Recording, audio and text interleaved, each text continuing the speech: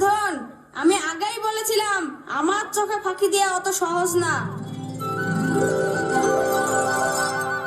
লেও তুমি টুকো। কি ব্যাপার স্যার, আপনি তো একটু আগে বললেন কাউকে টুকতে দেবো না, আবার ওকে টুকলি করতে দিয়েছেন যে? আজকে তোমাদের কি পরীক্ষা? স্যার ইতিহাস। আর এই গাধা দর্শনের টুকনি নিয়ে এসেছে। এই সবাই চুপ করো, লেখা শুরু করো। এই সাকিব, টাসের টুকনি করা প্ল্যানটা তো ফেল হয়ে গেল। তুই একটা পেরেছিস, আমাকে দেখা। এই দেখ, পলাশির যুদ্ধের প্রশ্নটা পেরেছি, দেখি লিখিলে।